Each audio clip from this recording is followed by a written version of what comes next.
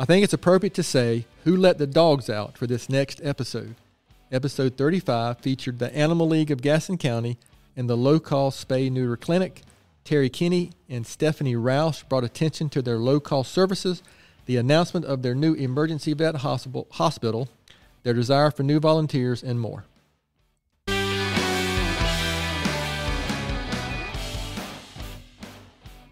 Hello, Gaston County. Welcome to episode number 35 of Gaston's Great, a podcast highlighting some of the great things happening in and around Gaston County. I'm your host, Stephen Long, and once again, we are coming to you from the international headquarters of GSM Services right here in downtown Gastonia, and we are looking forward to having some great discussions in the coming weeks and months. We simply believe in discussing more of the reasons why Gaston's great. We are highlighting another great organization this week and have Terry Kinney and Stephanie Rauch with us from the Animal League of Gaston County. Terry is the executive director of the Gaston Low-Cost Spay Neuter Clinic and advisory board member for the Animal League, and Stephanie is the current president of the board for the Animal League. Terry and Stephanie, it's great to have you on, and welcome to the podcast. Thank you. Thank you. Very good, and we're going to get right to it, and I'll start maybe with you, Terry, if you don't mind. Just kind of tell us a little bit about yourself, anything you'd like to share. Well, I'm originally from Martinsville, Virginia, and moved to Gaston County about 33 years ago when my husband and I got married. So we picked Gastonia to live in. Okay. And I'm a retired attorney. I practiced family law for about 27 years. And about 2007, I became involved in animal welfare when I appeared before the county commissioners and asked them to get rid of the gas chamber. Oh, okay. Wow. I didn't get very far on that, but when I got home from the county commissioners meeting that I spoke at, Ann Eisenhower called me, and she said, "You Terry Kinney?" And I said, "Yes, ma'am." She said, "You Terry Kinney, the lawyer?" And I said, "Yes, ma'am." She said, "Well, you got to join us." And I said, "Ma'am, who is us?" And she said, "Animal League of Gaston County." And that was the first I'd ever heard of Animal League, and I became involved. And in 2009, we raised enough money to open the first low-cost spay neuter clinic down at the old Papa John's on Franklin Boulevard. So we were there until about 4 years ago, and then we moved into our new facility right across from the Gaston County Police Department, and that's where I've been ever since. Very good. Well, that's an interesting story. Thanks for sharing. Stephanie, what about you? Just tell us a little bit about yourself. I am originally from Gastonia. My mother was born in Bessemer City, and I went to high school here, and in my first life, I played a lot of tennis, and I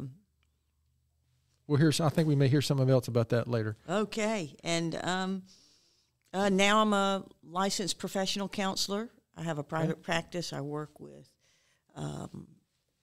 athletes. I work with anybody who has any kind of trouble with relationships or anxiety issues, and I complement that by volunteering with what Dad calls the cat and dog place. That's funny. I can hear him saying that, actually. Yeah. You going down to the cat and dog place? Oh, wow. So I don't want to get off the subject quick, but have you been busier the last 21 or 22 months with what we've been dealing with in our country lately? Yes, yeah. as well as every other mental health counselor. Sure. Well, I appreciate that greatly. I know that's it's always needed, but it's been much needed in the last couple of years here in the country. So again, I appreciate you both sharing that. And maybe Terry, go back to you. Maybe you kind of mentioned how you got involved with the Animal League.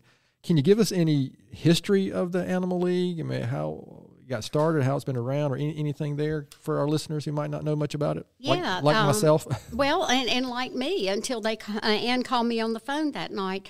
Animal League actually was started in 2002, and our mission is to improve the lives of animals through advocacy, education, and service. And one of the biggest things that we do through Animal League is operate the Gaston Low-Cost Spay Neuter Clinic. And we are proud to say that in spring we will be celebrating our 65,000th surgery here in Gaston County, and each year we'll do about 9,000 surgeries. So that's one of the biggest accomplishments of Animal League, but we do a lot of different things. Okay, just to make sure we all heard that correct, you said 65,000. 65,000, yes. That seems like a lot. It is a lot. A lot of snipping. Yeah, I would have, I don't know. I had no idea what I would have thought if somebody asked me that question, but it probably wouldn't have been 65,000. Okay. I would guess, and I'm just guessing, that's probably more than all of the other vet clinics total in the county.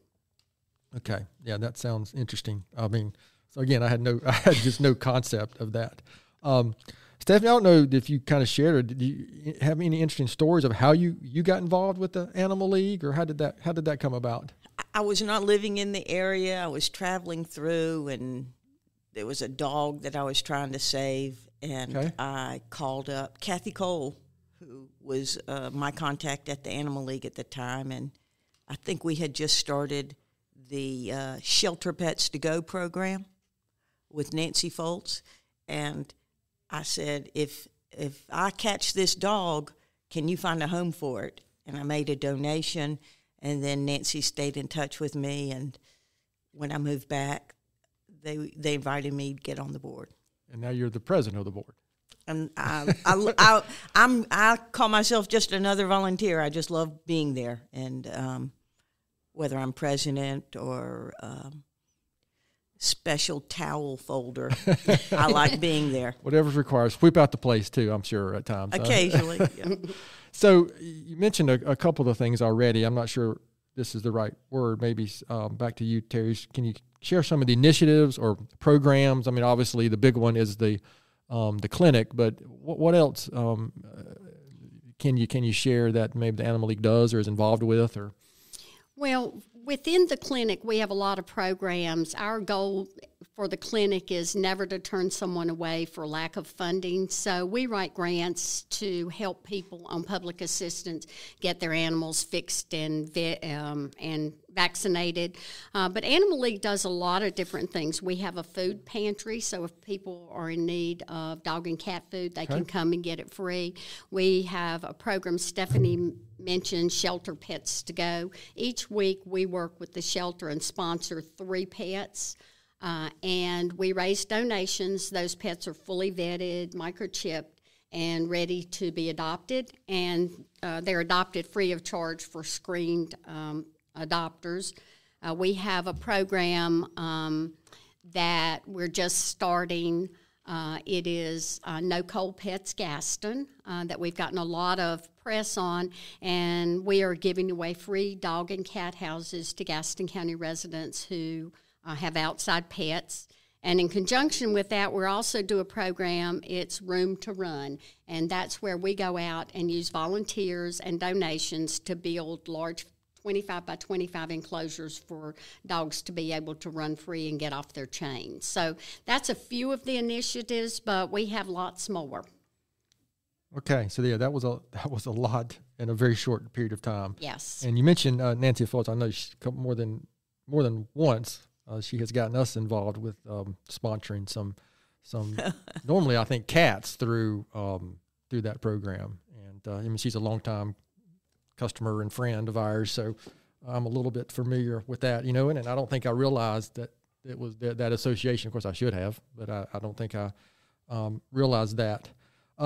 This question kind of is for both of you. I mean, and this is a question that I like, and I know our listeners like to hear. Can you give us specific examples of a family or, a success story with an adoption, or just something that either one of you can kind of share that an anecdotal story that really struck a chord with you?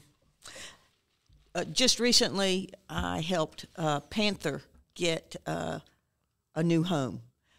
Panther came to us originally with for a Room to Run program, maybe in September. Okay. And Panther was looked over, rescued by a woman who lives in a trailer park where Panther was sort of abandoned. And so she originally came to us to get a fence built for Panther, but then the folks were moving. So she took Panther in, asked me if we could try to find a home, and we did try. We did find one home, Nancy and I, but it fell through. Didn't work out. We recently found a second home, I guess a third home for Panther, with a young woman who is at UNCC going to school to become a teacher, and she has now put Adventures with Callie, I think it's called Adventures W. Callie, Cally, on Instagram. Cutest thing you've ever seen. And I think this young woman had lost her brother, so this is a support dog, social support dog. And I mean, this dog, when I think of this dog, I was listening to the song Bless This Broken Road That Led Me Straight to You, and I just think it makes me feel teary thinking about Panther and what a great success she has now. Oh, that's terrific. That's a terrific story. Mm-hmm. Terry, what about you? Do you have anything like that? Or I'll bet y'all have hundreds of them. Oh, we do. Kitten. We actually got a call. Well, I got a call from Dr. Hildebrand. She's the shelter vet here.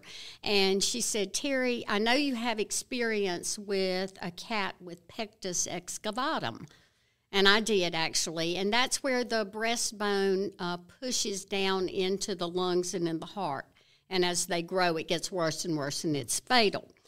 And she showed me this adorable picture of this little teeny kitty cat, and I said, okay, we got to have it. So we did. We took that kitty in and actually got in touch with North Carolina State Veterinary Medical School.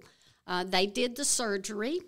And Stephanie and I took Kitten up and had the surgery and then back, and he is doing amazingly well. It's a very delicate surgery. I'm sure. So we were thrilled at that wonderful result, and he's grown into a full-size kitty now, perfectly healthy, and recently got adopted. So that was an exciting story. And they the students at NC State drew a little tuxedo on his plaster Paris cast. It was just so cute. Well, there's nothing but good stuff up there at NC State. That's right. Right, Elizabeth? So those are really good. I'm sure you have many stories like that. And frankly, we have a little rescue dog ourselves. And matter of fact, 2 days ago, I think, was his second. What did my wife call it? It's not birthday, but whatever. Gotcha Day. Thank you. Oh, that's cute. Gotcha Day. Yeah, it was his 2-year Gotcha Day. Listen, and he absolutely runs the roost at our house. I mean, he gets whatever he wants, goes wherever he wants. I mean, it's just, practically, I'm like fourth or fifth in the house now after he arrived. But we practically couldn't live without him, I'm afraid. So maybe go back to you, Stephanie. This is a question I like as well, is can you, your time being involved with the Animal League, is there one or two things you can think of maybe that you're most proud of accomplishing, or you've seen the Animal League accomplish while you've been involved with it? Accomplish, my goodness. We have started and stopped and started and stopped. I would say our low-cost vet program that okay. All we need is another vet, which is a small thing, but not a simple thing, because vets are in demand. Oh, sure. But be in the midst of renovating our upstairs to be able to attend to all of our folks for low cost. And one of the first clients that we came in with was a pit bull whose front paw was nubbed, and the owner said he thinks he's chewed his paw off. Oh gosh! And turns out he'd had cancer, and we were able to give some comfort to that sweet. It wasn't a sweet dog, but he loved his owner. Right. And the need is huge, and it's not like we would be taking clients away from the vets that I might go to, or you might go to, or the high-class vets. These people will never see a vet. These animals will never see a vet if they don't come to us or some kind of low-cost Understood. opportunity. Yeah. I'm sure the need is great. Mm-hmm. Terry, is there anything you would add to that or anything specific you would say to that question? Stephanie's right. We started this program a year ago, last January, and last year we saw over 4,000 patients, even though toward the end of the year we were only seeing patients twice a week. So there is a huge need in Gaston County, and that is the next big program that we're working on is a low-cost, full-service veterinary hospital. Yeah, that sounds like a pretty big wish list. Is that a fair undertaking? Yes, I can't even believe I'm saying those words right now, but yes, that is my next project. Okay. Well, listen, you never know. Maybe somebody's listening that might have it on their heart or some way. That would be wonderful, and we could always use volunteers. We have lots of things to do. But our biggest need right now is a vet. That's really the only thing getting in the way. Okay. Well, we'll be sure, and the last thing we'll do is make sure our listeners know how to get in touch with you guys, where to go to find out more, how to get involved, donate, volunteer. We'll make sure that we get that information out there. Thank you. Remember, this is a podcast about why Gaston County is such a great place. So maybe stay with you, Terry. Why would you say Gaston County is better because the Animal League is here? I think that it brings a lot of like-minded people together to improve animal welfare and also to improve the lives of the owners. Animals are such an integral part of our lives now, and they really play a special part, particularly in seniors and veterans and people who have some needs, special needs. So I think that that's the big thing that Animal League has brought to the community to make it better. Okay, that was a really good answer. Stephanie, you have anything to add to that, or did she cover that pretty well? The thing that comes to my mind and that I might be most proud of that the Animal League has done was before I got here. I think Terry said that before she got involved, the shelter, euthanized, had about 9,000 animals a year. This was in what year? 2005? 2009. 2009. 9,000 animals in 1 year, and they had a 99% euthanasia rate. Wow, yeah, I wouldn't have thought that either. So now, last year, they had about 2,800 animals with a 5 to 6% euthanasia rate. That's a huge improvement. A mind-boggling that's almost an unbelievable. I mean, I'm an engineer guy, so I'm a math guy, so that's like an unbelievable statistical turnaround. Yes. Yeah, okay. It almost makes me want to cry thinking about it again. Yeah, that's unbelievable. Well, so what's the difference between that time period from 9,000 to 2,800? I mean, is it the work that you guys are doing? Is it more people are? I think two things. Two things happened in 2009. The county commissioners passed differential licensing, which made altered animals less expensive to register with the county. Okay. And the Spay Neuter clinic opened. They were the only two changes. And the county commissioners, up until that point, would not pass differential licensing because they said there were not affordable options. So they really dovetail perfectly. We came, opened up the Spay Neuter clinic, which made Spay Neuter affordable, and the county commissioners said, "Okay." Now the problem that we had with differential licensing has gone away. So those two things happened at one time. And Stephanie's right. That year, not that I remember, they took in 9,277 animals into the shelter. Okay. And that and animal control pushing for spay neuter, us making it affordable and available. We do surgery Monday through Friday. Those have been the only changes. So spay neuter works. Wow. Yeah. I mean, there's a cause and effect there, right? Mm-hmm. When you see what has changed. That's a question I often ask, even here at our business, is what has changed when we're talking about issues. One of my favorite facts is given no intervention, one female cat or dog is going to have approximately 3 litters a year. If each litters can range from 6 to 15.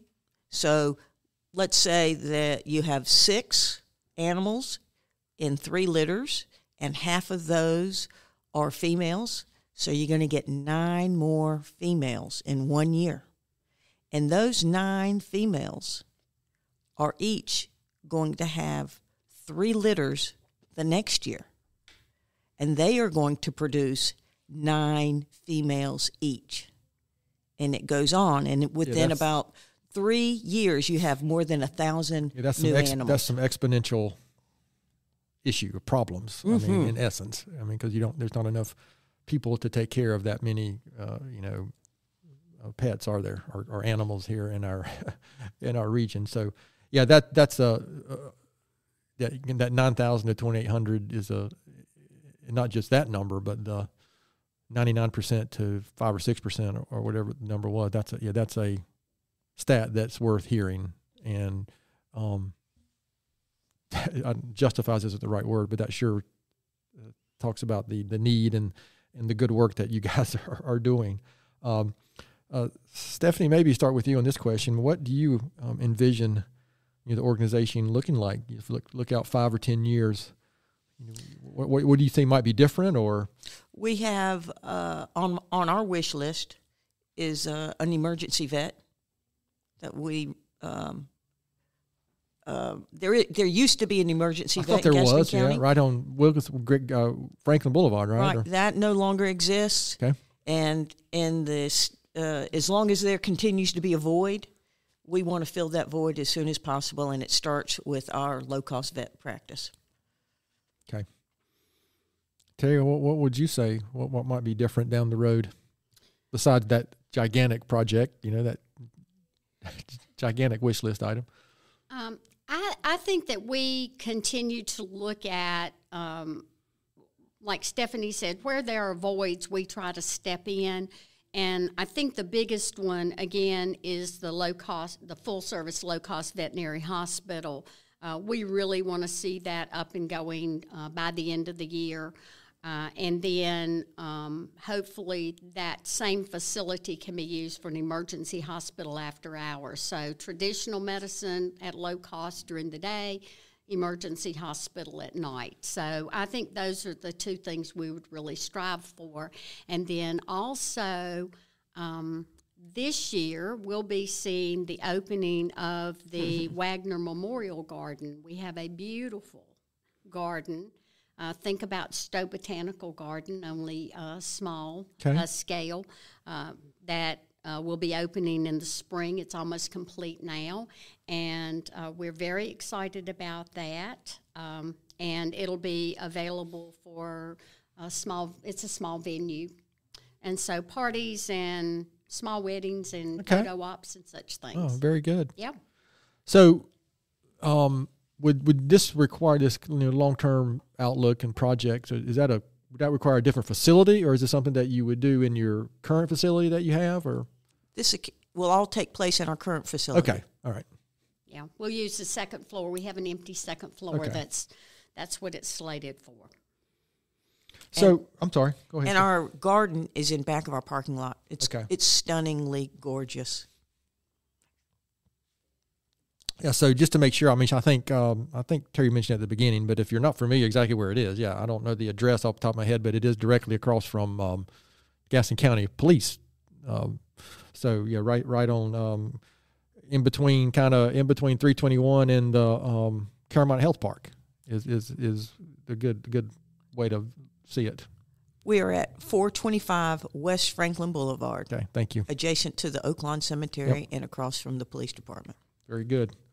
All right, before we kind of move on, obviously we'll make sure we finish up with some Animal League question, but is there anything I haven't asked specifically about the Animal League, something else you'd like to share before we get to some of these other not so important questions? Well, the one thing I'd like to share is we have a lot of volunteer opportunities. Okay. I mean, it could be coming in and working in the office, answering phones, or we have a volunteer there today organizing our pet pantry because we're getting a large shipment of food in, or it could be going out and building an enclosure for a dog or cat houses or dog houses. So there's a lot of different things, whether you want to get out in the weather or whether you want to work in an office, we can put you to work. And of course, donations are always welcome. Every penny that we make goes into the project. We do not use any donations for administrative costs. So in other words, if I donate $100, $100 goes directly into the program I want. Yes. And you can indicate which program you want. Yeah, that's good to hear, because that is a question that I know my involvement with the community and different organizations. I know that's a question that you often get is what percentage of what I'm giving is actually going to go to the individuals or the programs or actual projects. So again, I appreciate again you guys sharing that. This is extremely educational. I mean, I knew of the Animal League personally, but just frankly didn't know. Beyond the clinic, I just didn't really know much of at all of what the Animal League was doing. So before we kind of switch back to finish up with the Animal League and make sure our listeners know how to help, we're going to go through some questions that we do every week, and these are the questions that I know your family members, your fellow board members, everybody in the community. This is what people really want to know about the two of you. And we're going to call it our Gaston County Speed Round of Questions this week. And Terry, we're going to start with you. What is your favorite Tony's ice cream flavor? Butter pecan. Butter pecan. That was my father's favorite. Oh. Favorite flavor. Stephanie, what about you? Mint chip. Mint chip. I'm going to break out in hives when I hear somebody say mint and chocolate chip together. That's just something that doesn't. I'm going to take back all those good things I said earlier. I'm kidding. So is that like in a milkshake or just a cup, or how do you prefer? I like it every way. All right, Stephanie, stay with you. Sundrop or Cheerwine? Sundrop. Sundrop. Terry? Sundrop. Sundrop. I don't know. We've had two people say Sundrop. Good. Terry, favorite local restaurant? Webb's Custom Kitchen. Yes, an excellent choice. What about you, Stephanie? Sort of torn between JP's and Lotus. Two very good choices. I don't think we've had anybody say Lotus or JP's. That's good. Stephanie, how about favorite outdoor activity in Gaston County? Oh, that's easy. Golf, and more golf. Not tennis. Not today. Okay. All right. Terry, what about you? Honestly, I'm always doing animal rescuing. Okay. And so when I'm not working at the clinic, that's what we were doing. We were working with animal control this weekend on a hoarding situation that had 62 animals. Oh, my gosh. And by the end of yesterday, all of them had been taken out of the home and put in rescues that we worked with. So that's kind of my fun thing. 62. I can't even. 62. I can't even fathom. You don't want to fathom. That's some good work right there. Oh, my. All right, this is my personal question that I throw in here, and I ask it regardless. So, Terry, stay with you. UNC Duke or NC State? Neither. Wake Forest, my alumni. You press one of those crickets. Oh, Elizabeth. Oh. That was not the correct sound effect. Stephanie, how about you? I played tennis at State and Carolina, so both. Okay, I'll take that. That's an acceptable, especially since you said State first. Isn't that what I heard? I think you may cut us off. Yeah, we'll edit anything that has to do with UNC. We'll just edit that out. Mm-hmm. All right, Stephanie, what is something very few people know about you? That she was inducted into the Gaston Sports Hall of Fame last year or the year before. Okay, that's what I was expecting, something along those lines. She's modest. That's why I said earlier that we might hear more about that. Yes. And that was for tennis. Tennis. I had a world ranking in tennis. In 79, James Worthy and I got to be the Gaston County Athletes of the Year. That's terrific. I won a couple of the state championships in North Carolina. Oh, wow. Good for you. Yeah, that's a first for the answer to that question, and very outstanding. Maybe I should have asked her second. Terry, can you top that? What is something very few people know about? No, not at all. I think the thing that most people don't know about me is that while most people think I'm very outgoing, at heart I'm an introvert. I would much rather be at home reading a book than being at a party. Well, I understand that too. Yeah. I am by nature an introvert, so I have to really work at it. I have had to force myself to, especially some things I'm involved with in the community. I remember, I think one of the scariest days of my life was the first day I took over as president of the Rotary Club of Gastonia. That was like the most terrifying thing ever, to stand up in front of that, 150-person club and all those people that were just intimidating to me at the time. So I'm with you on that. Terry, I'll stay with you. I just like this question. Is there a book or article or a blog or something you follow or something you might recommend to our listeners? Well, I don't think it's one book, but last year I just immersed myself in books on World War II. Oh, yeah. I just think it's so important that we know our history and that we can see some of the good parts and avoid the horrendous things that have happened in the past. So I didn't start out that way, and I read other books, but I read every day. So that was kind of important to me. No, listen, I appreciate that. I'm a big reader, but going back from, frankly, American military history from the Revolutionary War up to now. I mean, I've read some really good World War II books recently, Band of Brothers and, Helmet for My Pillow, kind of what Band of Brothers in the Pacific were based on. Those, if you ever saw those series on HBO, there's 3 or 4 great books related to that. Stephanie, what about you? Favorite blog right now, I work with a woman who works with emotional eating, and she has a blog. I think it's called foodjoy.com by Sarah Campbell. Okay. Foodjoy.com. All right. And you said Sarah Campbell was her name? Yeah. Okay. Great. We'll make a note of that. You can find it through her name. She changes her name occasionally. So. Okay. Very good. I appreciate you. Appreciate you guys sharing that. So, again, I appreciate you indulging us on those few, Gaston County related questions, because we'd like to kind of keep it somewhat light on the butter pecan. So, a few more questions and we'll be finished here. So I'll start with you, Stephanie. Besides the Animal League, why would you say Gaston County is such a great place? Because my mom was born here. Yeah, that's the first we've heard that answer, and that is a legitimate answer. Thank you very much for that one. Terry, what about you? I just think the people are so great. Everything's kind of in a whirlwind right now in the world, and when we really need people to step up as a nonprofit, if we put the word out there, people come and really help us. And so I think that that's the important thing. People in Gaston County have big hearts. Yeah, I agree. I do agree. It's a unique place. I've been fortunate enough to travel all over the country and a couple places abroad, and was at school for 4 or 5 years. And it's nice to come back. And it is unique place, and it is mostly because of the people. So we're going to look back just a couple of years, Terry. Knowing what you know now, what advice would you give your 20-year-old self?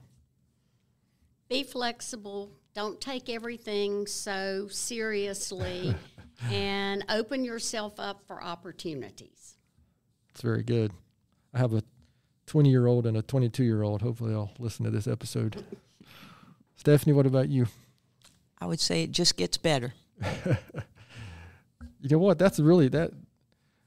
We're gonna have to write her answers down here and put these in right. These are you're a treasure trove over there of exceptional answers. So again, I appreciate sharing that. Yeah, it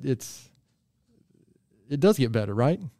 Definitely. Optimism, and gosh, especially after the last 21 or 22 months, right? It's got to get better.